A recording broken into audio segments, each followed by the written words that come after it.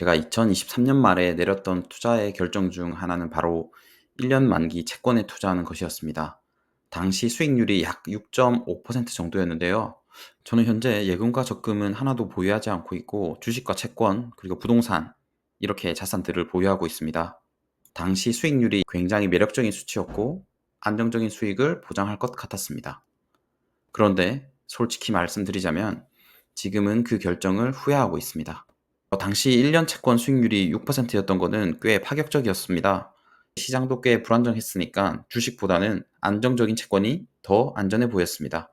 그래서 1년 만기 채권에 투자를 결심했죠. 그런데 왜 후회하냐고요? 이유는 바로 기회비용입니다.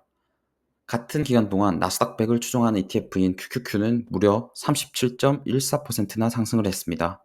그리고 같은 기간 동안 미국 S&P 500을 추종하는 ETF인 IVB 역시 약 37.87% 상승을 했습니다. 마지막으로 배당 성장주 위주의 포트폴리오를 구성하는 ETF인 슈드로 잘 알려진 SCHD 역시 약 27%의 상승률을 보여줬습니다. 제가 연금저축펀드를 추천드렸을 때 항상 미국 지수를 추종하는 ETF를 추천드렸었는데 사실 제가 가지고 있는 모든 자산을 주식이라는 자산에 투자하는 것이 굉장히 부담스러웠습니다. 그러나 이렇게 결과론적으로 1년이 지나고 나서 보면 인플레이션을 겨우 해지하는 수준의 수익률만 보여줬고 채권 투자와 예금과 적금의 한계인 성장하지 않고 정해진 금액과 이자만 받을 수 있다는 사실이 명확하게 보였습니다. 다른 자산들의 성장에 비하면 조금 초라해 보이는 성적이었습니다.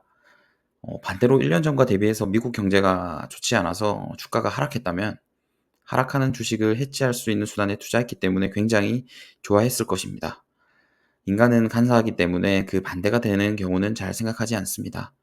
결국 제가 한 선택이기도 하고 채권에 투자한 약 7천만 원이 올해 만기가 다 도래하게 되는데 이 금액을 또 다시 주식에 모두 투자할 수 없을 것만 같은 생각이 들어 영상으로 남기게 되었습니다.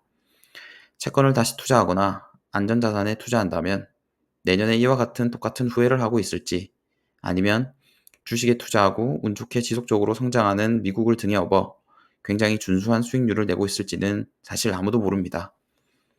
영상을 보시는 분들도 저와 같은 상황이라면 어떻게 투자하고 계신지 댓글로 남겨주시면 저도 큰 도움이 될 것 같습니다. 이 경험을 통해 제가 배운 교훈은 장기적인 투자 관점에서 생각해야 한다는 것과 안전을 추구하는 것도 좋지만 지나치게 보수적인 결정이 오히려 손해가 될 수도 있다는 생각을 많이 했습니다.